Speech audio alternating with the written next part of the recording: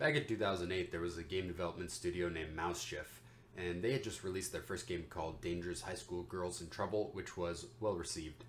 Feeling cocky, Mouseshift decided to follow up by committing to a series of 7 games called 7 Grand Steps, which seems like an overly ambitious outing, and it was. But anyways, Mouseshift went ahead and developed the first game of 7 in the series called Step 1, What Ancients Begat, which was not well received. Mouseshift then dissolved without making any of the other 6 games. Fast forward to 2021 and I played their game 7 Grand Steps. Here's my review. Before I begin, this game retails for $19.99 on the Steam store and it took me 8 hours and 50 minutes to beat.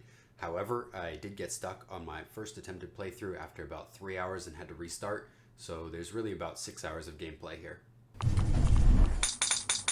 It's just like the pacing on this game is so slow. Initially, I found this game conceptually very appealing. I'm a sucker for indie developers who are not afraid to try creative concepts. This game combines a text-based RPG with a board game with a slot machine. Unfortunately, the RPG either gives no options to interact with it, or options with outcomes that feel randomly determined. The board game lacks objectives to play on the board besides picking up beads, and the slot machine sucks up all your tokens for 6 hours and never offers up the prospect of a jackpot. The story begins with a man named Ket, who dreams of elevating his family lineage out of the laborer lifestyle he currently occupies.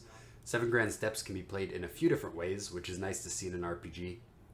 The first way I tried was by climbing the social ladder and attempting to become king, but I did not realize that this would drag the game out longer and create an additional game mechanic that was unwieldy to manage.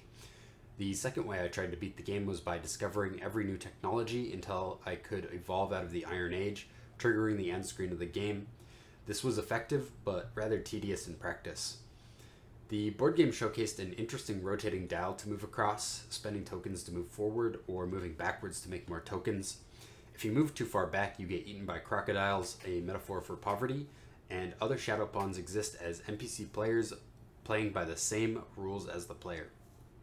While this all sounds well and good, after playing on the same board for 6 hours with the only board game objective being to collect beads on spaces, the mechanics grow tiresome. Even when the era progresses, as you move from the copper to the bronze to the Iron Age, the board game stays the same and acts as a stale filler, holding the player back from the more enticing text-based RPG. Also, if your pawn dies alone, which can happen regardless of how well you play, you're sent back a generation, making you repeat your progress.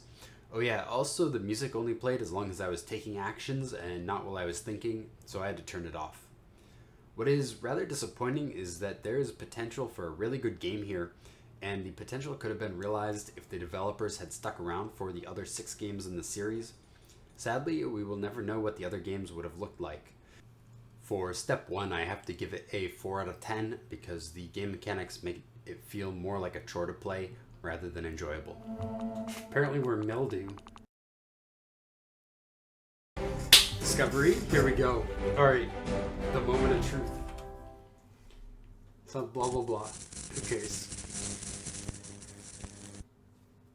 That would have been fun to read 3 to 5 hours ago. Okay, we learned chemistry. Alright, here we go. Challenge of the age. Alright, here we go. Big brain time. I'm actually glad we had 7 kids